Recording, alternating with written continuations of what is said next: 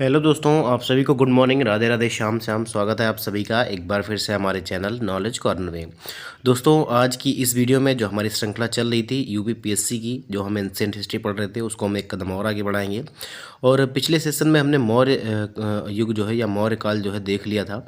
चंद्रगुप्त मौर्य से जुड़े सभी जो है प्रश्न हमने देख लिया था, और जितने भी सवाल आपके प्रीवियस ईयर एग्जाम में आपके पूछे गए थे मौर्य एम्पायर से या मौर्य साम्राज्य से या मौर्य काल से, उन सभी को हमने देख लिया था। अब इसके बाद हमारा आज का जो टॉपिक होने वाला है, ये हमारा मौर्योत्तर काल होने वाला है, और इससे संबंधित हम लगभग जो है 40 प्रश्न अपने देखने वाले हैं।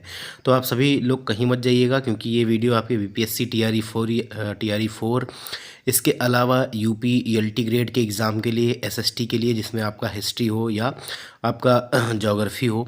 ज्योग्राफी की भी सीरीज आप जल्द ही हम लेकर आएंगे, 1-2 दिन में शुरू कर देंगे, क्योंकि अभी आपका एग्ज़ाम जो है वो शायद 17 जनवरी को होने वाला है, जितने भी एसएसटी वाले हैं उनके संबंध में। तो हम जल्दी ही ज्योग्राफी की भी क्लास लेकर आएंगे। बाकी ये आपकी जीआईसी लेक्चरर के लिए, टीजीटी पीजीटी के लिए ये सारी क्लासेस जो है आपके लिए इंपॉर्टेंट होने वाली हैं। इसका प्लेलिस्ट भी मैंने आपको बना के आपके इसी वीडियो के डिस्क्रिप्शन बॉक्स में दे दिया है, जो यूपीपीएससी जो है हिस्ट्री के नाम से मिल जाएगा, तो आप उसको भी देख लीजिएगा। बाकी एलटी ग्रेड के लिए हमारी जो है और सारी क्लासेस चल रही हैं, जिसमें आपका जीएस, बॉटनी, बायोलॉजी, ये सभी आपके लगातार आपको कराए जा रहे हैं अनामिका मैम और मेरे द्वारा। तो आप सभी लोग जो है वीडियो को स्किप मत करिएगा, चैनल को सब्सक्राइब करिएगा। सब्सक्राइब करने के बाद बेल आइकन को प्रेस कर लीजिएगा, ताकि सबसे पहले नोटिफिकेशन आपको मिल जाया करे। और डेली क्लास की पीडीएफ के लिए आप हमारे टेलीग्राम चैनल से जुड़ सकते हैं, जिसका लिंक आपको वीडियो के डिस्क्रिप्शन में भी मिल जाएगा। और ऐसे कुछ छात्र जो है जो केवीएस और एनबीएस का फॉर्म भी फिल किए हैं और जो है टीयर 1 का एग्ज़ाम देना चाहते हैं, तो उनके लिए भी जल्दी हमारी क्लासेज 1-2 दिन में स्टार्ट होने वाली हैं। और हम जो शुरू करेंगे क्लास, वो अपना सचिन एकेडमी की बुक से शुरू करेंगे। आप सभी लोग जानते हैं, चाहे वो टीजीटी पीजीटी वाले हों या किसी भी लेवल के विद्यार्थी हों या परीक्षार्थी हों, टीयर 1 में सबका सिलेबस सेम रहने वाला है। तो आप सभी लोगों के लिए जो है ये क्लास चलने वाली है, 2-4 दिन में स्टार्ट कर दी जाएगी, और आप सभी लोग जो है उसके लिए भी हमारे चैनल से जुड़ जाइएगा। और सचिन एकेडमी के अलावा भी हम अन्य अच्छे अच्छे प्रकाशन की बुक से आपको जो है आपके प्रैक्टिस सेट और पीवाईक्यू कराने का प्रयास करेंगे। तो आप सभी लोग जो है हमारे वीडियो को स्किप मत करिएगा, पूरा देखिएगा। मैं एक बार फिर से कह रहा हूँ, और वीडियो के लास्ट में आप बताइएगा कि आपको वीडियो कैसी लगी, और अगर आपकी कोई एडवाइस है या आप किसी अन्य सब्जेक्ट पर वीडियो चाहते हैं तो उसको भी कमेंट बॉक्स में ज़रूर लिखिएगा। देखिए, पहला सवाल कहा जा रहा है कि प्राचीन काल में या प्राचीन काल के भारत पर आक्रमणों के संबंध में निम्नलिखित में से कौन सा एक सही जो है कालानुक्रम है। मतलब सबसे पहले कौन आए, उसके बाद में कौन आए, ये आपको क्रम में लगाना है, और भारत पर आक्रमणों के संबंध में आपको ये क्रम व्यवस्थित करना है। तो देखिए, सबसे पहले जो आए थे वो यूनानी आए थे, ठीक है, यूनानी आए थे, फिर शक और कुषाण। तो ये आपका बी विकल्प इसका जो है ये हमारा सही हो जाएगा। कौन सा विकल्प? विकल्प बी जो है ये हमारा सही हो जाएगा। देखिए, भारत में आक्रमण के संबंधों में सही कालानुक्रम जो है ये आपका यूनानी, शक और कुषाण है। अगला सवाल देखिए, सूची 1 को जो है सूची 2 से सुमेलित करना है। डिमेट्रियस, रुद्रदमन, गोडोफर्नीज और जो है विम कडफेसियस। अब इसमें से आपको मिलाना क्या है, मैं ये भी आपको बता देता हूँ। ये देखिए, वंश लिखा है एक तरफ से, ठीक है, एक तरफ उनका वंश लिखा है, पल्लव, कुषाण, हिंद, यूनानी या इंडो ग्रीक, जिसको हम बोलते हैं इंडो ग्रीक शासक, और एक प्रकार से जो है एक तरफ जो है शक लिखा हुआ है, और एक तरफ जो है शासक लिखे हुए हैं। तो आप सभी को बताना है या इनसे मिलाना है कि ये कौन से जो है वंश के थे। तो देखिए, डिमिट्रियस जो था ये आपका इंडो ग्रीक शासक था, ठीक है, इंडो ग्रीक शासक था डिमेट्रियस। तो इसको हम मिला देंगे कहाँ से? हिंद, यूनानी। एक मिनट, ये जो हमारा हो जाएगा ये हमारा 1 से मिला, पहले का जो है ये 3 से हो जाएगा, तो हमारा 3 हो जाएगा। अब देखिए, सी विकल्प में आपको 3 दिख रहा है, सी विकल्प में आपको 3 दिख रहा है, हो सकता है यही सही हो। और रुद्र दमन जो है ये जो है शक वंश से संबंधित थे, तो इनका जो है शक से हो जाएगा, ये 4 हो जाएगा। और जो गोडो फर्नीज था ये जो है पल्लव वंश है, ठीक है, पल्लव वंश से, तो ये आपका 1 हो जाएगा। और विम कटफिसियस जो था ये किससे थे? ये कुषाण वंश के थे, तो ये 2 हो जाएगा। 3, 4, 1, 2 जो है ये आपका सी विकल्प है, और सी ही सही हो जाएगा। यूपी आरओ और आरओ का सवाल था ये, देख लीजिए 2017 में ये सवाल आपका पूछा गया था। अगला सवाल देखिए, निम्नलिखित में से किस हिंद यवन शासक ने शीशे के सिक्के जारी किए थे? शीशे के सिक्के जो है किसने जारी किए थे ये आपसे पूछ रहा है। तो स्ट्रेटो सेकंड नाम था इनका, ठीक है, स्ट्रेटो सेकंड शीशे के सिक्के जारी करने वाले ये थे। देखिए, स्ट्रेटो सेकंड ने शीशे के सिक्के जारी किए थे, और हिंद यवन शासक का शासनकाल जो था ये 25 ईसा पूर्व से लेकर 10वीं ईस्वी तक जो है माना जाता है। अगला सवाल देखिए, निम्नलिखित शासकों में से किसके सिक्कों पर जो है संकर्षण और वासुदेव दोनों अंकित थे? संकर्षण किसको कहते थे? ये भगवान बलराम को, और वासुदेव जो है भगवान कृष्ण को कहते थे। तो ये दोनों जो है इनके सिक्कों पर जो है अंकित थे। अब इनमें से कौन सा शासक था ये आपको बताना है। तो इसका जो सही जवाब हो जाएगा चौथे नंबर का, ये आपका हो जाएगा इसका जो है डी विकल्प सही हो जाएगा, अगाथोकलीज। ठीक है, अगाथोकलीज, इसका डी विकल्प जो है ये हमारा सही हो जाएगा, ऐसा आयोग ने माना है। और अफगानिस्तान के एक खानम से अगालोकथीज के जो है थोकलीज के जो है ये आपके सिक्के प्राप्त हुए हैं, जिन पर जो है वासुदेव कृष्ण और संकर्षण बलराम के जो है चित्र अंकित हैं। अगला सवाल देखिए, कादरमक क्षत्रपों ने निम्नलिखित में से किस धातु में अति दुर्लभ सिक्के प्रचलित किए थे? तो कौन से धातु में इन्होंने? तो इन्होंने जो है तांबे के सिक्के चलाए थे। ठीक है, ताम्र, ए विकल्प जो है ये हमारा सही हो जाएगा। यूपी बीईओ प्री 2019 में ये सवाल आपका पूछा गया था। देखिए, कादरमक वंशीय शासकों की मुद्राओं में दो बड़े वर्गों में इनको विभाजित किया गया जाता है। प्रथम वर्ग के अंतर्गत उन रजत मुद्राओं को रखा जाता है जो छहरात वंशीय रजत मुद्राओं की निरंतरता का आभास कराते हैं, और द्वितीय वर्ग के अंतर्गत जो है पोटीन निर्मित सिक्कों को रखा जाता है। अब कादरमक जो है शासन चस्टन ने रजत एवं ताम्र दोनों धातुओं की मुद्राएं जो है चलाई थी।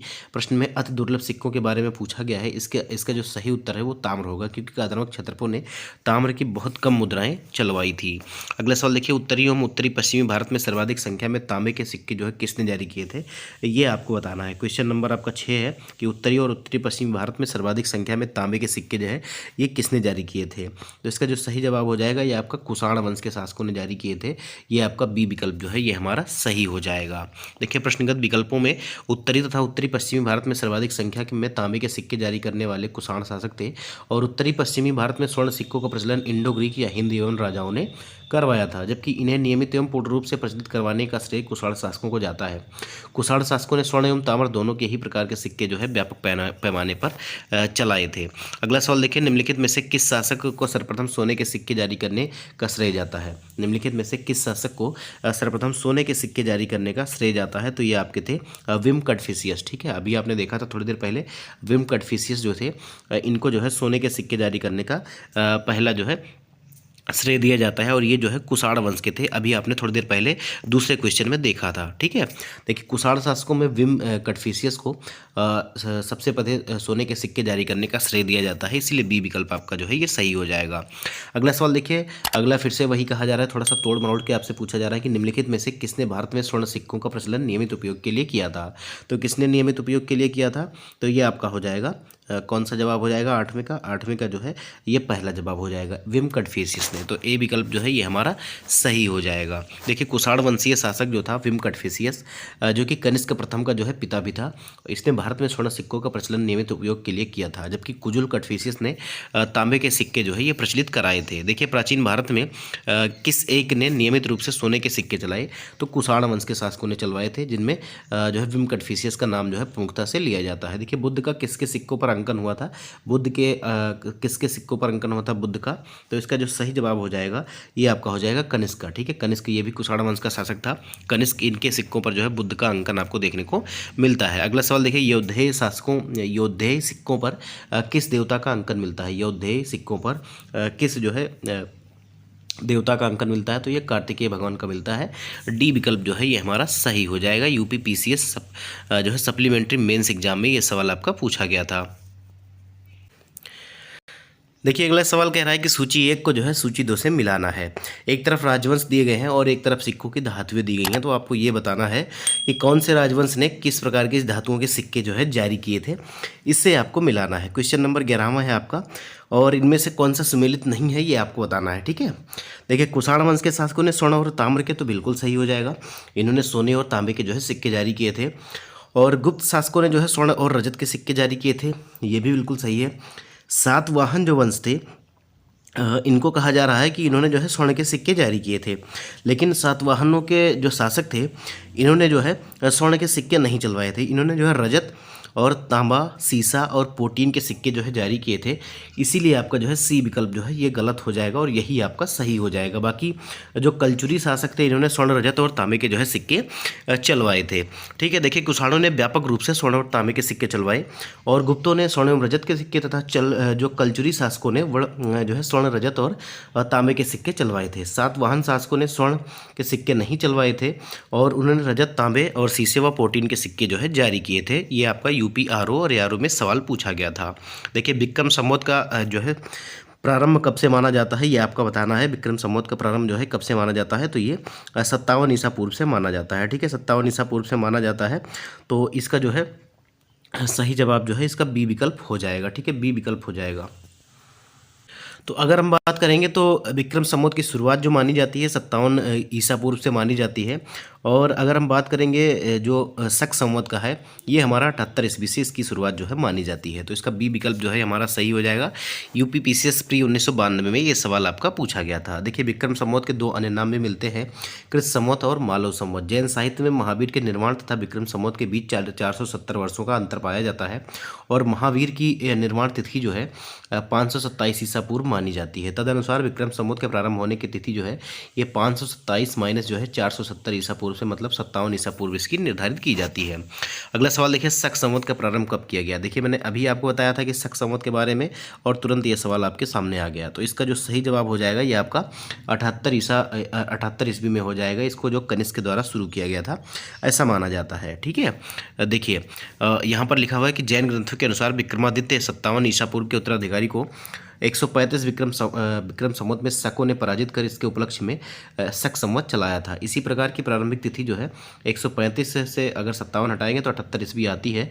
अधिकांश इतिहासकारों ने कुषाण शासक कनिष्क को इसका जो है प्रवर्तक माना है। अगला सवाल देखिए, विक्रम एवं शक संवतों में जो है कितना अंतर आपको देखने को मिलता है। विक्रम और शक संवतों के बीच आपको कितना अंतर देखने को मिलता है, तो ये आपका 135 वर्ष का। अभी आपने देखा कि 135 वर्ष का जो है देखने को मिलता है। तो सी विकल्प इसका जो है सही हो जाएगा। यूडीए और एलडीए में ये सवाल आपका पूछा जाता है। देखिए वर्तमान कैलेंडर वर्ष में 57 जोड़ देने पर विक्रम संवत जो है प्रारंभ इसका कब हुआ था, 57 ईसा पूर्व में हुआ था तथा 78 जो है 78 घटा देने पर शक संवत इसका प्रारंभ जो है 78 ईस्वी में हुआ था प्राप्त होता है। अर्थात वर्तमान कैलेंडर वर्ष 2025 का विक्रम संवत 2025 में 57 अगर जोड़ दें तो 2082 तथा शक संवत में 2025 माइनस 78 कर दें तो 1947 है। अतः विक्रम संवत और शक संवत के में अंतर जो होगा ये 135 वर्ष का होता है, आप सभी लोग जानते हैं। अगला सवाल देखिए, एक चालुक्य अभिलेख के तिथि अंकन में शक संवत का वर्ष जो है 556 दिया हुआ है, तो इसका तुल्य वर्ष क्या है।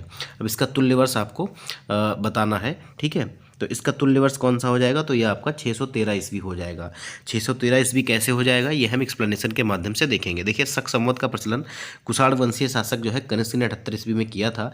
यदि शक संवत में 556 अंकित है तो यह ईस्वी सन में 556 प्लस 78 634 ईस्वी हो जाएगा। अगला सवाल देखिए, निम्नलिखित में से कौन सा वर्ष दिसंबर 2009 में शक संवत का वर्ष होगा। कौन सा वर्ष जो है दिसंबर 2009 में शक संवत का वर्ष होगा। तो एक प्रकार से ये तो आपका मैथ का सवाल दे दिया गया है, 16 नंबर का सवाल है और इसमें अगर आप 78 घटा देंगे तो ये 1931 हो जाएगा। ठीक है, 1931 हो जाएगा। ए विकल्प जो है ये हमारा सही हो जाएगा। देखिए दिसंबर 2009 में शक संवत का वर्ष जो है 2009 माइनस 78 1931 होगा। ज्ञातव्य है कि ग्रेगोरियन कैलेंडर और शक संवत में अंतर सामान्यतः 78 वर्ष जनवरी फरवरी माह तथा मार्च से 21-20 तारीख तक 77 वर्ष होता है, याद रखिएगा। अगला सवाल देखिए, कनिष्क के सारनाथ बौद्ध प्रतिमा अभिलेख की तिथि क्या है। कनिष्क के जो सारनाथ बौद्ध प्रतिमा अभिलेख है इसकी जो है तिथि क्या है ये आपको बताना है। तो इसकी तिथि जो है ये 51 ईस्वी है। ठीक है, 51 कह रहा हूँ 81 ईस्वी, 81 ईस्वी है। बी विकल्प इसका जो है ये हमारा सही हो जाएगा। देखिए कुषाण शासक कनिष्क का राज्याभिषेक किस वर्ष हुआ, तो 78 ईस्वी में हुआ था और तभी से शक संवत का प्रारंभ माना जाता है। देखिए कनिष्क के समकालीन निम्नलिखित नामों का अध्ययन करें और निम्नांकित उत्तर कोड के अनुसार अपना उत्तर जो है इंकित करें। देखिए अश्वघोष, वसुमित्र, कालिदास और कम्मन, तो ये इनके समकालीन कौन थे ये आपको बताना है। कनिष्क के समकालीन कौन थे, तो इसमें जो है अश्वघोष का नाम प्रमुखता से लिया जाता है। अश्वघोष के साथ जो है वसुमित्र भी इनके, तो इस इसमें जो है अश्वघोष और जो है वसुमित्र इन्हीं के जो है समकालीन थे। तो पहला विकल्प इसका सही हो जाएगा, ए विकल्प इसका। ठीक है, ए विकल्प जो है ये हमारा सही हो जाएगा। यूपी पीसीएस प्री 1994 का सवाल है। देखिए, अश्वघोष कनिष्क के राज्य कवि थे और वसुमित्र भी कनिष्क के ही आश्रित विद्वान थे, जिन्होंने चतुर्थ बौद्ध संहिता की अध्यक्षता की थी और कालिदास गुप्त काल में हुए थे, जबकि कम्बन जो है ये 12वीं शताब्दी ईस्वी के थे।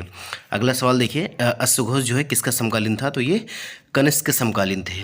अगला सवाल देखिए, 19 नंबर का सवाल है कि निम्नलिखित में से कौन से कनिष्क के दरबार में से संबद्ध नहीं थे? कौन से एक जो है इसमें से कनिष्क के दरबार से संबद्ध नहीं थे? तो अश्वघोष अभी आपने देखा, और इसके अलावा अगर हम बात करें नागार्जुन और जो है पाशर्व। ठीक है, अश्वघोष, नागार्जुन, पाशर्व और जो है चरक, ये सभी जो है किसके दरबार से संबंधित है? तो ये जो है कनिष्क के दरबार से संबंधित थे, लेकिन पतंजलि जो है ये इनसे संबंधित नहीं थे। तो आपका डी विकल्प जो है ये हमारा सही हो जाएगा। ठीक है, डी विकल्प सही हो जाएगा। देखिए एक्सप्लेनेशन में भी अश्वघोष, नागार्जुन, पाशर्व तथा चरक ये चारों कनिष्क के दरबार से संबंधित थे, जबकि पतंजलि कनिष्क के दरबार से संबंधित नहीं थे। पतंजलि ने पाणिनि की अष्टाध्यायी पर महाभाष्य की रचना की थी और महर्षि पतंजलि जो है शुंगकालीन विद्वान थे। पंडित पुष्यमित्र शुंग का नाम आपने सुना होगा। अगला सवाल देखिए, निम्नलिखित में से कौन कनिष्क के प्रथम के दरबार में नहीं गया था? कौन जो है कनिष्क प्रथम के दरबार में नहीं गया था, ये आपको बताना है। 20वें नंबर का सवाल है और इसका जो सही जवाब हो जाएगा ये आपका विशाख दत्त हो जाएगा। डी विकल्प हमारा सही हो जाएगा। अगला सवाल देखेंगे, देखिए निम्नलिखित नगरों में से किसका उल्लेख कनिष्क के रवतक अभिलेख में नहीं है? निम्नलिखित में नगरों में से किसका अभिलेख जो है कनिष्क के रवतक अभिलेख में नहीं है, ये आपको बताना है। तो इसका जो सही जवाब हो जाएगा 21वें नंबर का, ये आपका हो जाएगा कौन सा? श्रावस्ती का उल्लेख इसमें नहीं है, बाकी सभी का है, पाटलिपुत्र, कौशाम्बी और चंपा का। तो ए विकल्प इसका सही हो जाएगा। देखिए रवतक अभिलेख जो है अफगानिस्तान में सुर्ख कोटल के निकट रवतक नामक स्थान से वर्ष 1993 में प्राप्त हुआ था। यह यूनानी लिपि तथा बैक्ट्रियन भाषा में लिखा गया है। यह अभिलेख कुषाण वंश के शासक कनिष्क से संबंधित है और इस अभिलेख में 4 शहरों के नाम उल्लिखित हैं। ये है साकेत, कौशाम्बी, पाटलिपुत्र और श्री चंपा। इसमें श्रावस्ती का जो है कोई उल्लेख नहीं किया गया है। अगला देखिए, कथनों पर विचार करना है। कथन और कारण दिए गए हैं, इनमें से आपको सही उत्तर का चयन करके बताना है। देखिए, कुषाण फारस की खाड़ी और लाल सागर से होकर व्यापार करते थे, ऐसा कहा जा रहा है। कुषाण जो है ये फारस की खाड़ी और जो है लाल सागर से होकर व्यापार करते थे। तो ये बिल्कुल सही है आपका, व्यापार ये करते थे यहाँ से।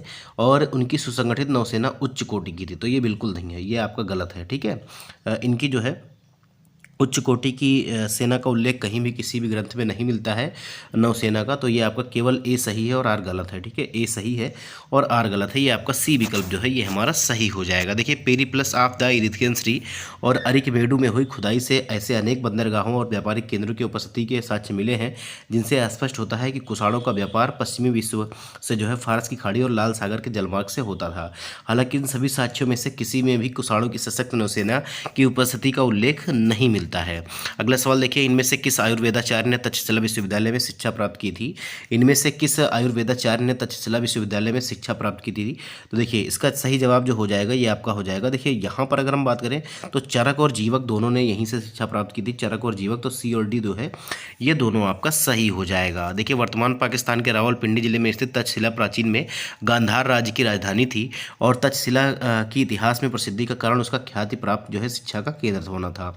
यहाँ अध्ययन के लिए दूर दूर से विद्यार्थी आते थे, जिनमें राजा और सामान्य जन दोनों ही सम्मिलित थे। कौशल के राजा प्रसेनजीत, बिम्बिसार के राजवैद्य चीवक, कनिष्क के राजवैद्य चारक, बौद्ध विद्वान वसुबंधु चाणक्य आदि ने यहीं से शिक्षा प्राप्त की। बौद्ध साहित्य से पता चलता है कि यह वैद्यक एवं धनुर्विद्या की शिक्षा के लिए विश्व में काफ़ी ज़्यादा प्रसिद्ध था। अतः स्पष्ट है कि इस प्रश्न का उत्तर जो है विकल्प सी और डी दोनों ही सही है। अगला सवाल देखिए, प्राचीन नगर तक्षशिला निम्नलिखित में से किन के बीच स्थित था? तो तक्षशिला जो है कहाँ स्थित था ये आपको बताना है। तो इसका जो सही जवाब हो जाएगा, तक्षशिला जो था ये सिंधु और झेलम नदियों के बीच में स्थित था। याद रखिएगा, सिंधु और झेलम नदियों के बीच में। तो ये आपका पहला विकल्प जो है ये हमारा सही हो जाएगा। अगला सवाल देखिए, काव्य शैली का प्राचीनतम नमूना किसके अभिलेख में मिलता है? काव्य शैली का प्राचीनतम नमूना किसके अभिलेख में मिलता है ये आपको बताना है। तो इसका जो सही जवाब हो जाएगा ये काठियावाड़ के रुद्रदमन के। ठीक है, काठियावाड़ के रुद्रदमन के अभिलेख में आपको ये मिलता है। ए विकल्प जो है ये हमारा सही हो जाएगा। देखिए, काठियावाड़ जूनागढ़ गुजरात के शक छत्रप रुद्रदमन का जूनागढ़ अभिलेख 150 ईस्वी का है और गुजरात में गिरनार पहाड़ी पर प्राप्त हुआ था।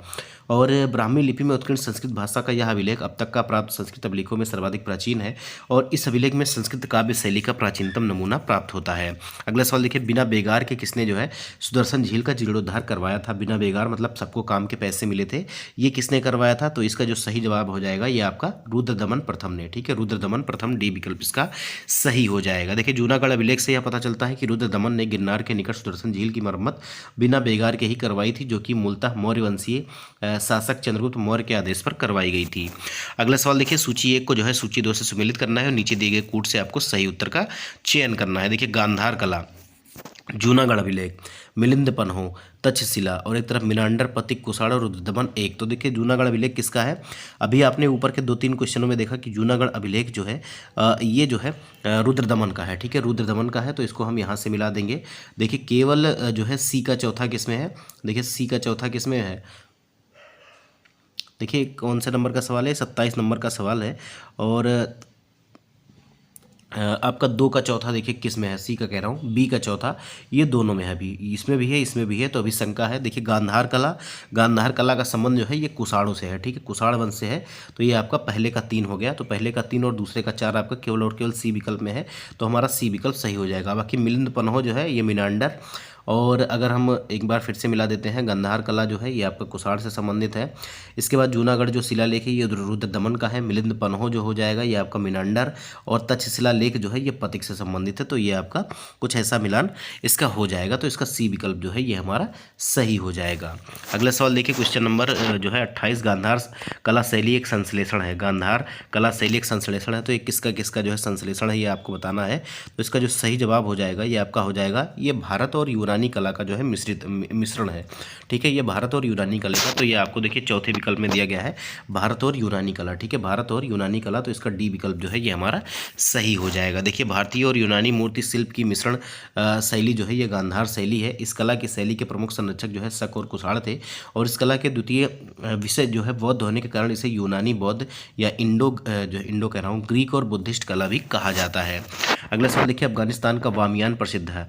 अफगानिस्तान का जो बामियान है ये किसके लिए प्रसिद्ध था ये आपको बताना है। 29 नंबर का सवाल है, थोड़ा सा क्वेश्चन ब्लर है, आप थोड़ा सा एडजस्ट करिएगा। तो ये जो है बुद्ध की प्रतिमा के लिए प्रसिद्ध था, याद रखिएगा, बुद्ध की प्रतिमा के लिए डी विकल्प जो है ये हमारा सही हो जाएगा। देखिए, अफगानिस्तान का बामियान पहाड़ों को काटकर बनवाई गई बुद्ध की प्रतिमाओं के लिए प्रसिद्ध था, लेकिन अफगानिस्तान में तालिबान शासन ने वर्ष 2001 में इन बुद्ध प्रतिमाओं को जो है नष्ट करवा दिया।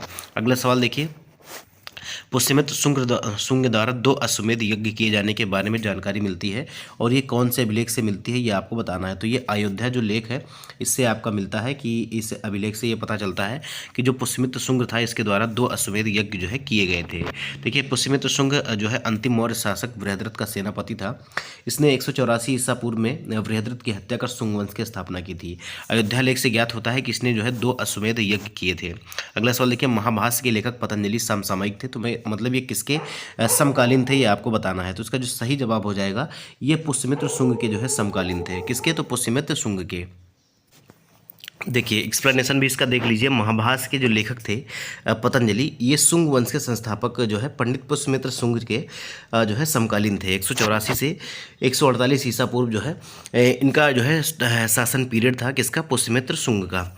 अगला सवाल देखिए, मौर्य के बाद दक्षिण भारत में सबसे प्रभावशाली राज्य कौन था? मौर्यों के बाद जो है दक्षिण भारत में सबसे प्रभावशाली राज्य कौन था ये आपको बताना है। तो इसका जो सही जवाब हो जाएगा वो आपका हो जाएगा सातवाहन। ठीक है, सातवाहन ए विकल्प इसका जो है ये हमारा सही हो जाएगा। देखिए, मौर्य के बाद दक्षिण भारत में सबसे प्रभावशाली राज्य जो है ये सातवाहनों का था, और पुराणों में इस वंश के संस्थापक का नाम सिंधुक या सिमुक या सिप्परक दिया गया है। इसने जो है कर्ण वंश के राजा सुशर्मा का वध करके अपना शासन जो है स्थापित किया था। अगला सवाल देखिए, सिमुक निम्न वंशों में से किसका संस्थापक था? तो सिमुक जो है ये सातवाहन का संस्थापक था। देखिए, निम्नलिखित में से सबसे पुराना राजवंश कौन सा था? अब इसमें से सबसे पुराना कौन सा था ये आपको बताना है। चालुक्य, पल्लव या राष्ट्रकूट या सातवाहन। तो सबसे अगर इसमें से ऑप्शन के हिसाब से बात की जाए तो इनमें से सबसे जो पुराना था ये सातवाहन वंश था। डी विकल्प इसका हमारा सही हो जाएगा। देखिए, प्रश्नगत राजवंशों में सबसे पुराना जो राजवंश था ये सातवाहन था। इस वंश के संस्थापक सिमुक या सिमुक या जो है अलग नामों से भी इनको जाना जाता है। इनके जो है कुछ स्रोतों के अनुसार इनका जो टाइम पीरियड था लगभग 200 ईसा पूर्व था, और कुछ स्रोतों में इन्हें जो है कर्ण वंश के अंतिम शासक सुशर्मा के समकालीन माना जाता है। सुशर्मा की हत्या करके इन्होंने जो है सातवाहन वंश की नींव रखी थी। देखो सातवाहनों की राजधानी कहाँ पर अवस्थित थी ये आपको बताना है। तो सातवाहन की जो राजधानी थी ये अमरावती में थी। ठीक है, अमरावती में थी। ए विकल्प जो है ये हमारा सही हो जाएगा। देखिए सातवाहनों की वास्तविक राजधानी प्रतिष्ठान या पैठन में अवस्थित थी, और पुराणों में इस राजवंश को आंध्रभृत्य या आंध्र जातीय कहा गया है। इनकी आरंभिक जो राजधानी थी वह अमरावती मानी जाती है। देखिए निम्न में से कौन सा स्थान सातवाहनों की राजधानी था? तो प्रतिष्ठान या जो है पैठन भी कहा जाता है।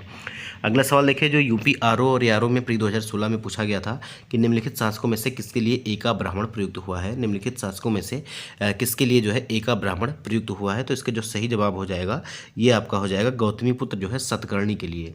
गौतमीपुत्र सातकर्णी के लिए या सतकर्णी के लिए ये ऐसा कहा गया है। सी विकल्प जो है ये हमारा सही हो जाएगा। देखिए सातवाहन शासक गौतमीपुत्र सतकर्णी को नासिक अभिलेख में एका ब्राह्मण कहा गया है, जिसका तात्पर्य अद्वितीय ब्राह्मण है। अगला सवाल देखिए, नीचे दो वक्तव्य दिए गए हैं जिसमें एक को अभिकथन और दूसरे को कारण आर कहा गया है।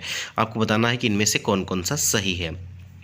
देखिए यहाँ पर कहा जा रहा है कि सातवाहन काल में संस्कृत के साथ प्राकृत व अन्य लोक भाषाओं का विकास हुआ था, ऐसा इसमें कहा जा रहा है। तो ये बिल्कुल सही है। सातवाहन शासकों के टाइम पर या इनके काल में संस्कृत के साथ साथ प्राकृत और अन्य लोक भाषाओं का विकास हुआ। और कारण क्या है? सातवाहन राजाओं ने साहित्य रचना के लिए संस्कृत और अन्य लोक भाषाओं को अपनाया। तो ये बिल्कुल सही है। कथन ए और आर दोनों सही है, और ए जो है आर का ए का स्पष्टीकरण जो है आर है। अगला सवाल देखिए, इसके पहले थोड़ा सा इसका हम एक्सप्लेनेशन भी देखते हैं। यूपी आरओ और एआरओ का सवाल है ये। देखिए सातवाहन नरेश स्वयं विद्वान, विद्या प्रेमी तथा विद्वानों के आश्रयदाता थे, और हाल नामक राजा ने प्राकृत भाषा में गथा सप्तसती नामक श्रृंगार रस प्रधान गीतिकाव्य की रचना की थी। हाल के दरबार में गुणाढ़ तथा सर्ववर्मन जैसे उच्च कोटि के विद्वान निवास करते थे। गुणाढ़ ने बृहत कथा नामक ग्रंथ की रचना की थी। यह पैसाची प्राकृत में लिखा गया था। सर्ववर्मन ने कांतरंत नामक जो है संस्कृत व्याकरण की रचना की। कन्हेरी के एक अभिलेख से ज्ञात होता है कि एक सातवाहन रानी संस्कृत का प्रयोग करती थी। इस प्रकार स्पष्ट है कि सातवाहन युग में संस्कृत के साथ प्राकृत एवं अन्य लोक भाषाओं का विकास हुआ, और संस्कृत और अन्य लोक भाषाओं के साहित्य में रचना हुई। इस प्रकार ए विकल्प ही सही है इसका। अगला सवाल देखिए, सातवाहनों के शासकों के संदर्भ में ये बताना है कि कौन सा कथन जो है सत्य है, ये आपको बताना है। देखिए सातवाहन नरेश प्राकृत भाषा के पोषक थे, ऐसा कहा जा रहा है। तो ये जो है प्राकृत भाषा के पोषक थे ऐसा कहा जा रहा है। तो ये जो है बिल्कुल सही हो जाएगा। ये संस्कृत और प्राकृत ये सभी कुछ भाषाओं के जो है पोषक थे, और सातवाहन काल में कला के लोग को अधिक प्रोत्साहन मिला। तो ये भी सही है। दोनों आपका कथन सही हो जाएगा, एक और दो दोनों। देखिए सातवाहन शासकों ने प्राकृत भाषा को बढ़ावा दिया। सातवाहन शासक ने हाल ने जो है प्राकृत भाषा में गाथा सप्तसती नामक श्रृंगार रस प्रधान गीत काव्य की रचना की। इस प्रकार कथन एक सही है। सातवाहन काल में स्थापत्य तथा मूर्ति कला के उदाहरण प्राप्त हुए हैं जो बौद्ध धर्म से संबंधित है। इस कला में कला के लोक पक्ष को अधिक प्रोत्साहन मिला था, अतः आपका जो है कथन दोनों दो सही है, ए और बी दोनों। देखिए निम्नलिखित में से किस वंश के शासक को पुराणों में श्री पर्वतीय कहा गया है? तो श्री पर्वतीय जो है ये किसके लिए प्रसिद्ध हुआ है? तो ये आपका इक्ष्वाकु वंश के शासकों के लिए कहा गया है श्री पर्वतीय। बी विकल्प इसका जो है सही हो जाएगा। इस तरह का सवाल हम पहले भी देख चुके हैं। देखिए इक्ष्वाकु वंश के शासकों को पुराणों में श्री पर्वतीय, पर्वत का शासक या आंध्रों का नौकर कहा गया है। पहले वे सातवाहनों के सामंत थे, किंतु उनके पतन के बाद उन्होंने अपनी स्वतंत्रता घोषित कर दी, और इस वंश का संस्थापक जो है श्री शांतमूल था।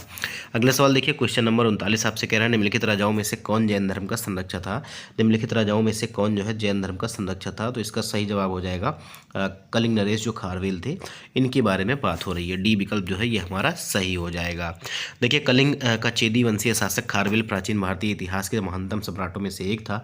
ओडिशा प्रांत के भुवनेश्वर के निकट स्थित उदयगिरी की पहाड़ी की हाथी गुम्फा में उसका एक बिना अतिथि का अभिलेख प्राप्त हुआ है। यह अभिलेख खारवेल का इतिहास जानने का एकमात्र स्रोत है। इसका जैन धर्म के प्रति जो है भारी झुकाव था, ऐसा इसमें बताया गया है। देखिए कलिंग नरेश खारवेल निम्न में से किस वंश के शासक थे? तो ये चेदी वंश के शासक थे, याद रखिएगा। ऐसा आपका जो हाथी गुम्फा अभिलेख है इससे पता चलता है। हाथी गुम्फा का अभिलेख किस शासक के विषय में जानकारी का स्रोत है? तो ये कलिंग नरेश खारवेल का। अगला सवाल देखिए 40 नंबर का सवाल है कि निम्नलिखित में से कौन सा युग्म जो है ये आपका सही नहीं है, ये आपको बताना है। अगर हम बात करें तो इनमें से कौन सा युग्म सही नहीं है? देखिए नासिक जो नासिक अभिलेख है ये गौतमीपुत्र का है।